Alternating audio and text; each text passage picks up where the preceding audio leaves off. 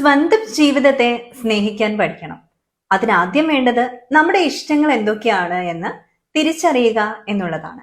ഇഷ്ടപ്പെട്ട വ്യക്തിയാകാം, ഇഷ്ടപ്പെട്ട ആക്ടിവിറ്റി ആകാം, അതിനൊക്കെ വേണ്ടി ദിവസവും കുറച്ച് സമയമെങ്കിലും മാറ്റിവെക്കണം. പക്ഷെ മനുഷ്യരുമായി ഇടപെടുമ്പോൾ നമ്മളെയും സ്നേഹിക്കും എന്ന് ഉറപ്പുള്ള ഒരു വ്യക്തിക്ക് വേണ്ടി മാത്രം സമയം മാറ്റിവെക്കണം കേട്ടോ. അതൊന്ന് ശ്രദ്ധിക്കുക. രണ്ടാമത്തെ കാര്യം എന്ന് പറയുന്നത് അവനവന്റെ ആരോഗ്യത്തെക്കുറിച്ചൊന്ന് ശ്രദ്ധിക്കുക. മാനസികാരോഗ്യമായിരിക്കാം, ശാരീരിക ആരോഗ്യമായിരിക്കാം, അതിനെ ഒന്ന് പ്രയോറിറ്റൈസ് ചെയ്യുക.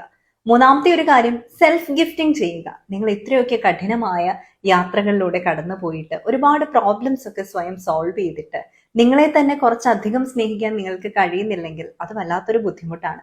സെൽഫ് ഗിഫ്റ്റിംഗ് ചെയ്യുക, സ്വയം ഗ്രാറ്റിറ്റ്യൂഡ് ഉള്ളവരാവുക. നമ്മളെ പലരും വളരെ അധികം ദേഷ്യത്തോട് സംസാരിക്കും, ക്രിട്ടിസൈസ് ചെയ്യും. അങ്ങനെ എന്ത് വേണമെങ്കിലും മറ്റുള്ളവർ ചെയ്തോട്ടെ. പക്ഷെ സ്വയം നമ്മളോട് സംസാരിക്കുന്ന ഒരു ഭാഷയുണ്ടല്ലോ, അത് വളരെ കൈൻഡ് ആയിരിക്കണം.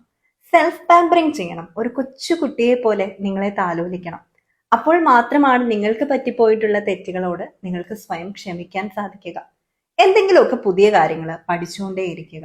അപ്പൊ നമ്മൾ വളരെ ക്യൂരിയസ് ആയിരിക്കും.